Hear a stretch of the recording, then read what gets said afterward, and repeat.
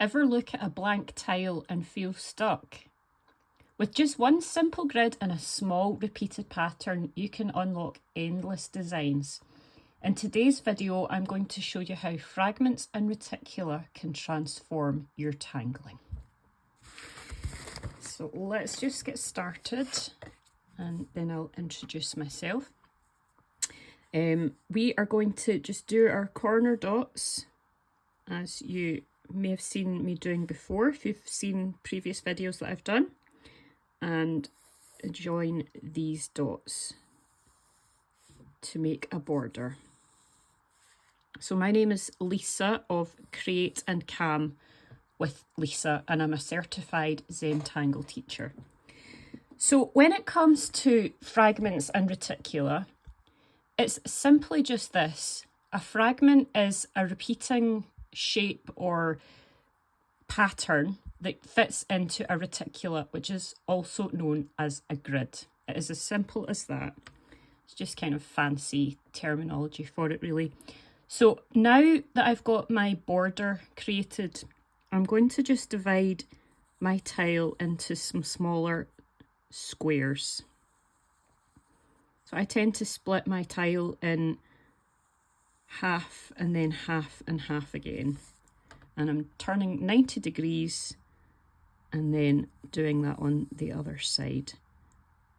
And don't worry about your lines being perfectly straight. If they're a bit wonky, that's fine. Some of these are maybe a bit narrower at points than others. Some of them maybe look a bit more rectangular than other ones. It's all part of the charm. It'll all look great in the end. So this essentially, like I say, is our reticula, and the fragment is a repeating pattern that goes into each of these individual squares. So today I'm going to do a fragment. Now I actually will need to refer to my Zentangle primer book and see what fragment this actually is. I will share that in the description, or I'll overlay it in my video itself. But what we're doing is we're simply putting a rice shape or a seed shape, whatever way you would like to look at it as, going from the top right corner to the bottom left. And then we're going to repeat that aura. When I say repeat that aura simply means that you're creating a parallel line of the first line that you created. And the mindfulness comes from trying to be consistent with the width of that line next to it.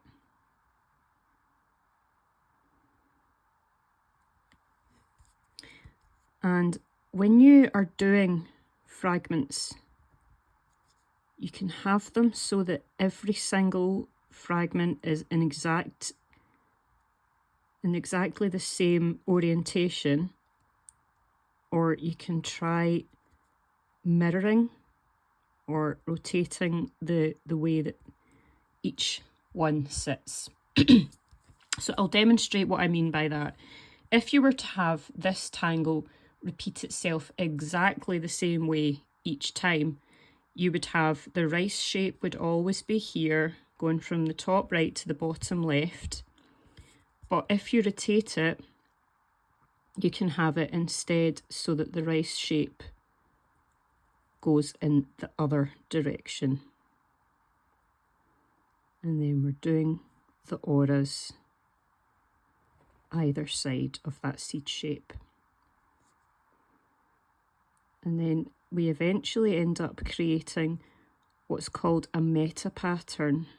And a meta pattern is a pattern that we create when we're creating another pattern. It's almost like an incidental pattern.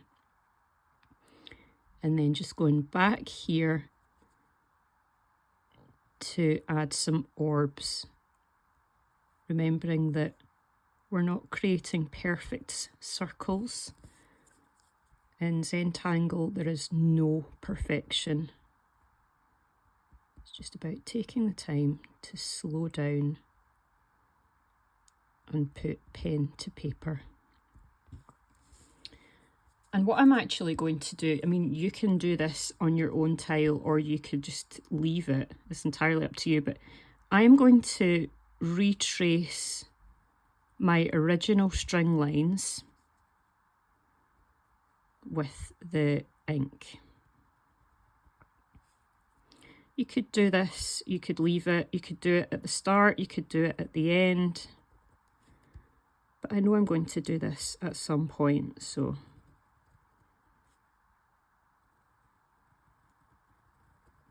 why not do it just now?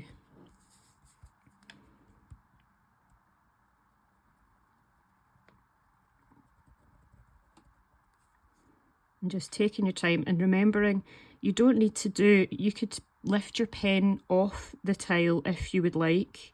You don't need to do it all in the one go. If you're happier to break it up, break it up.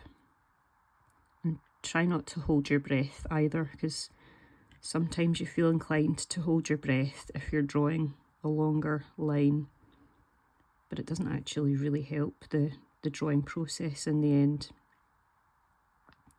And I also find that if I am drawing a longer line, that I kind of tend to have my eye looking at this part rather than where my pen is when I'm drawing the actual line. I feel like that helps me to keep my line straighter. It might be different for you. Just see how you feel with your own tile and your own drawing. So now I'm going to create my rice shape, and you could decide that you want to do your individual fragments in turn and then move on to the next square. But what I'm going to do, I quite find this way of doing things to be very mindful, because it's like you're getting into the frame of mind of, you know, creating everything. It's a bit more repetitive and rhythmic? I don't even know the word just now. But yeah, I'm just going to do just the seed shapes at this point.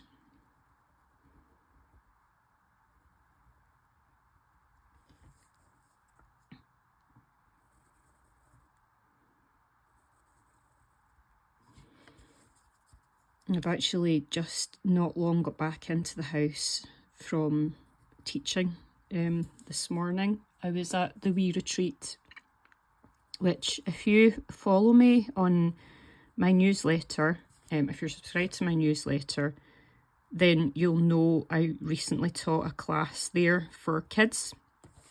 But today was my first regular class in that venue for adults. So that was brilliant. Every single person that was in that class today was brand new to Zentangle. So it was nice to introduce some new people to the whole world of the Zentangle Method.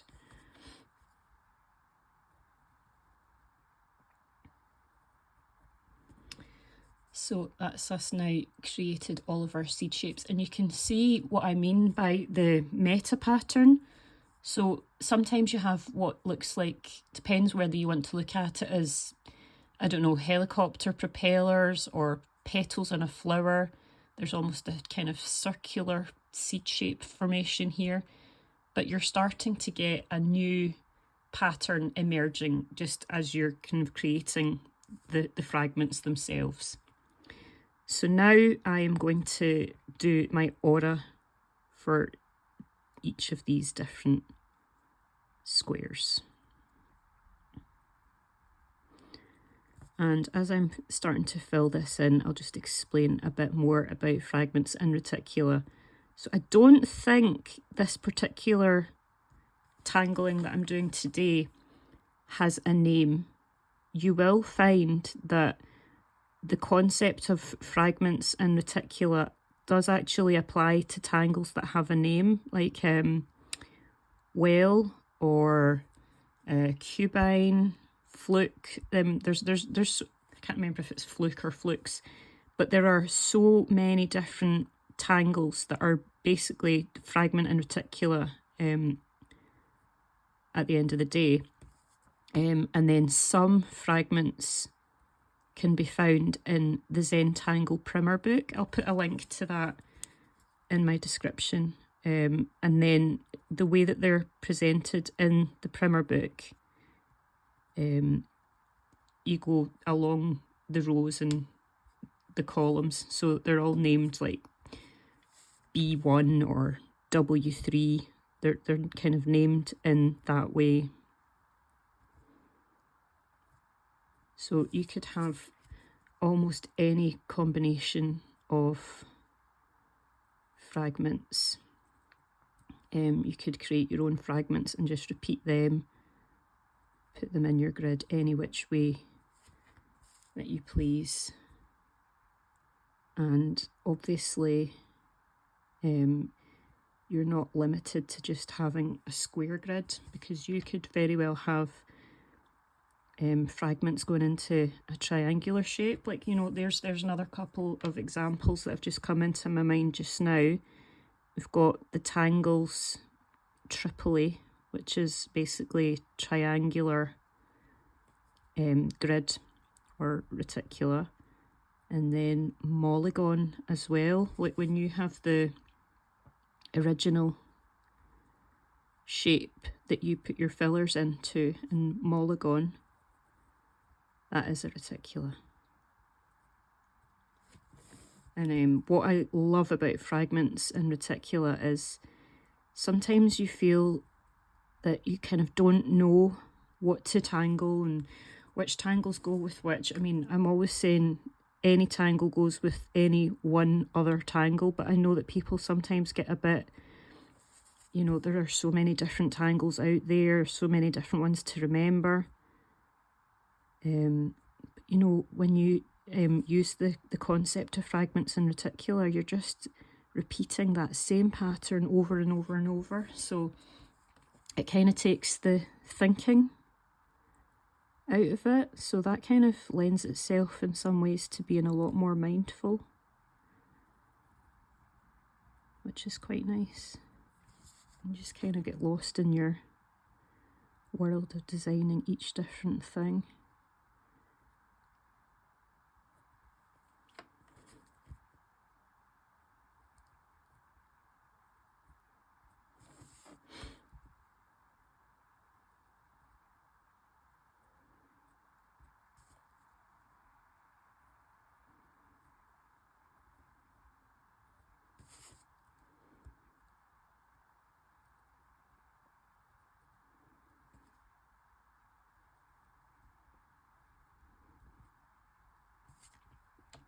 You see how lovely that looks?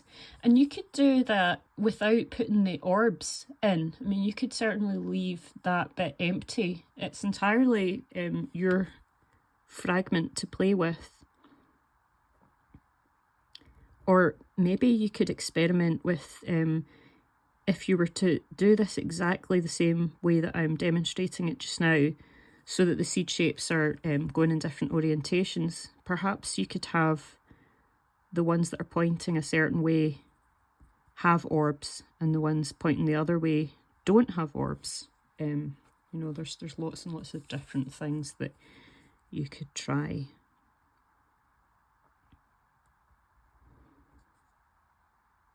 I'm just always drawn to, I did not actually mean that as a pun, but there we go. I'm always drawn to doing tangles that have either orbs as the component of it, or I embellish them with orbs. I just love doing that. It seems to be my go-to.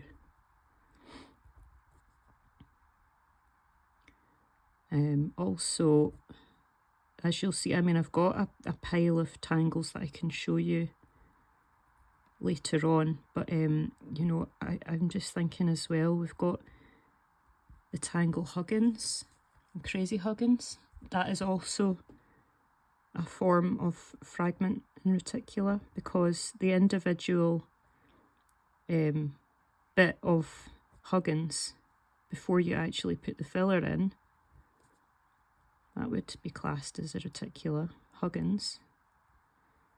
And then if you were putting in, for example, Doodah or Shattuck, whatever you're putting inside your Huggins shapes, that would then become the fragment because it's repeating in the same shape over and over.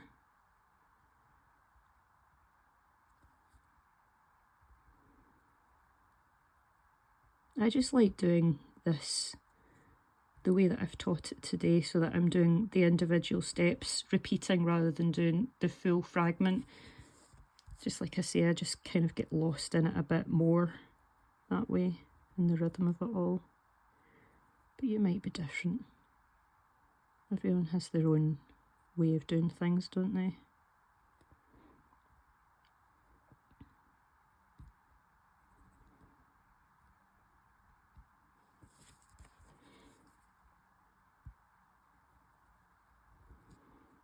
And what I love as well about this is when you actually start shading it, you think it looks quite cool just now, but the shade just makes everything pop.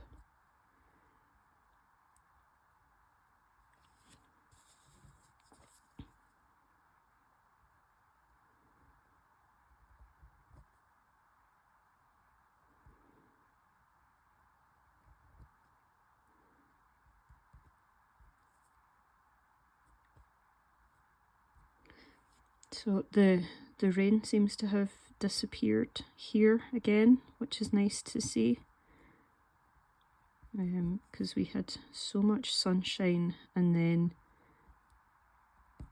had a load of rain following on from it, but seems to have dried up again, and it's been really pleasant outside, so I'm hoping that's going to last for a wee while. I don't actually know.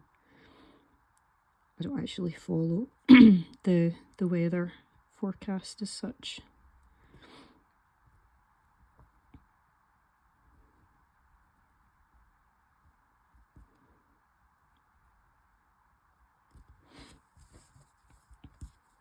I'm getting there now.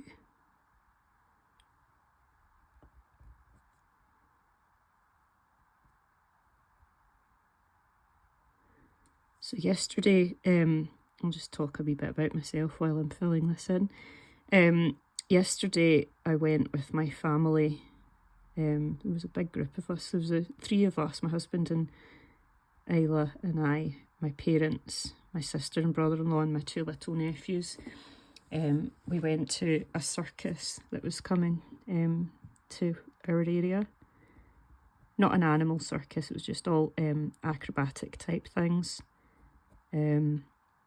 I wasn't sure what it was going to be like. I mean, I was looking forward to it. I knew it would be good, but it very much exceeded my expectations. It was fabulous. It was really, really good.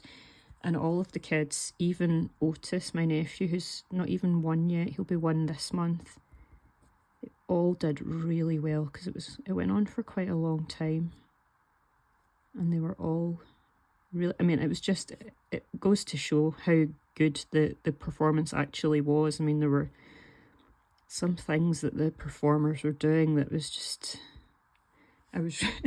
I had a knot in my stomach at some point watching one of them. There was like a double hamster wheel is the best way that I can describe it, and there were humans, like two men, like inside each of these hamster wheels, and then they kind of rotate around so that they kind of are just going around and around and around, and one of them was running around the outside of this hamster wheel while it kept moving, and he was blindfolded and jumping, and oh, I was just terrified he was going to fall. I mean, he's obviously done this many, many times, but I was just a bit nervous. But it was very, very good. And then there was like a giant ball where they had 3 motorbikes in at the end, all kind of running around the inside of this ball. So yeah, very, very, very entertaining. It was really good. So I'm now at the end of the actual tangling. So what I'm going to do is just bring in my pencil, and there's nothing fancy about the way I'm going to shade these. I'm going to shade the first fragment and then I'll shade all the different individual bits in turn. So I like to put pencil along the edges of, like, you know, where opposite of where the seeds are. And I've just realised I don't actually have a blending stump, so I'll need to get one.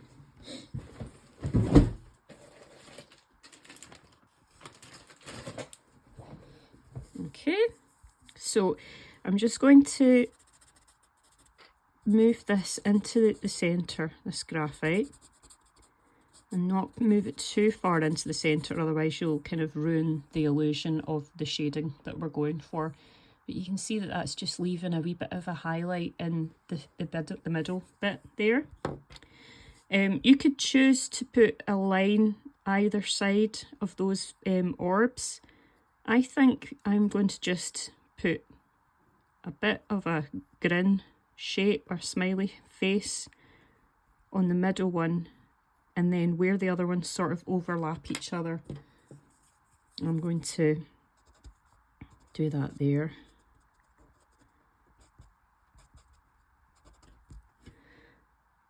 And that is as simple as the shading can be, really. I don't think there's anything too complicated with that. So I'm going to just go in all of these bits. We've almost created it sort of like a squarish spider web here. I'm going to just put my pencil in all of the edges of these bits, and then I'll come and look at the orbs afterwards. But remember what I've said, that you can do this the way that you would like. So if you see a different way to shade this, do that. I'm just kind of here to inspire you. You don't need to do exactly what I'm saying if you would prefer to do something different.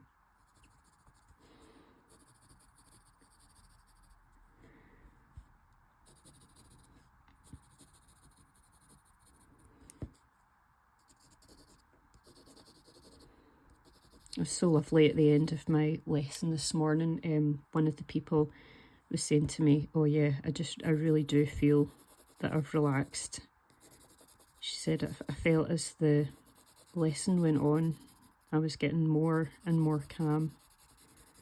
And that's exactly what the whole motivation is behind me teaching this to other people. Because sometimes people feel like they don't want to try Zentangle because they think they can't do it. They just kind of talk themselves out of it. That whole, I'm not creative, I'm not that kind of a person. But anybody can tangle, provided that you can write your own name.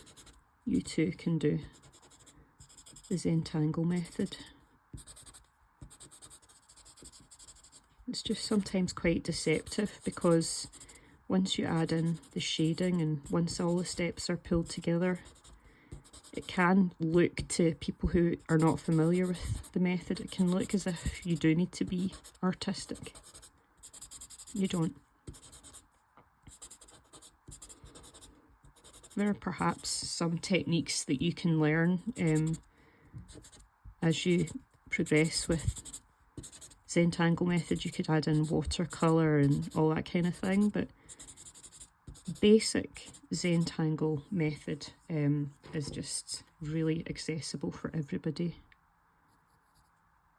And that's exactly the way it's meant to be. That's exactly why Rick and Maria created it.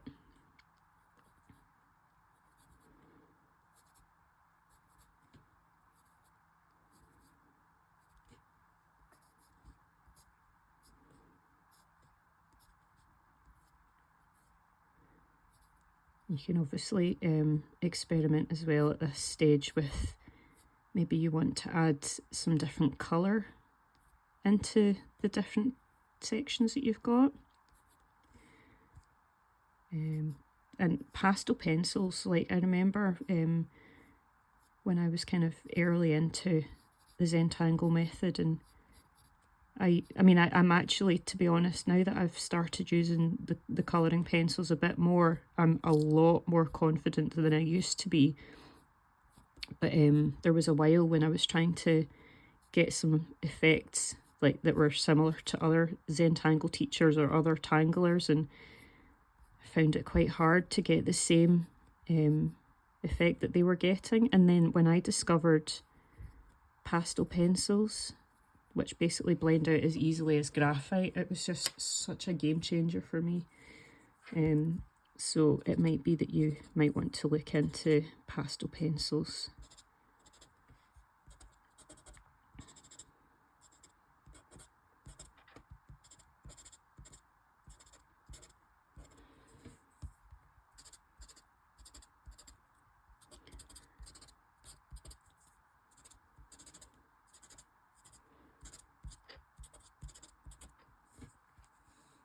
I just love this already. It just looks great. And you can obviously add, I mean, I might go in later and use my layout pencil. That's a pencil that Zentangle have been using a lot recently. It's also been created by Generals, the pencil company, who create a lot of the other things for Zentangle. The layout pencil is just darker graphite, and it's a lot softer, so the shading ends up a lot more dramatic. But that is essentially as easy as you can have it, the Fragments and Reticula concept. So I'm going to add my chop here. I'm just going to put a wee bit of shading.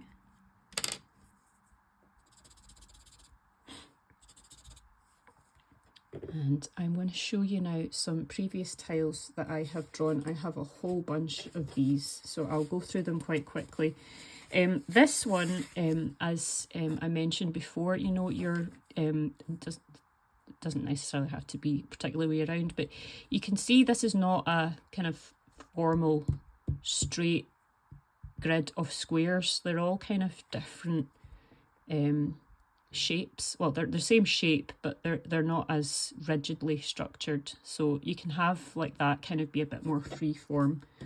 This one is AAA, so that's, you know, an actual tangle, but basically if you break it down, it is reticula and fragments. Then you've got this one that I've done previously. Got Fife here. Got Flukes or Fluke. I will look that up. I think it's Flukes. And even like this onomato, that's like once you've got the square shapes, you know, you are putting the same things into each of those individual elements. This one I believe is called Iowa. And this tangle is part of the tile that I teach in my free ebook. If you would like to download my free ebook, I'll put the link to that in my description for this video. It just teaches you how to go from start to finish of a Zentangle project. Just doing tiles, tangles that are pretty much the ones that you see here. That would register you to join my mailing list, but if you don't want to stay on the mailing list, just unsubscribe, no hard feelings at all. But that's an option for you if you'd like the free ebook. Then we've got bales here, it's Fragments and Reticula. Got more Flukes. This is Yaiba, so if you kind of break that kind of individual bit down, you know, you can see where all the individual bits are. More triangular ones. I think this one's called Rush Hour. So that's kind of like involving the rotating. It's exactly the same fragment, but some of them are in a different direction. This is Ing with the same fragment basically.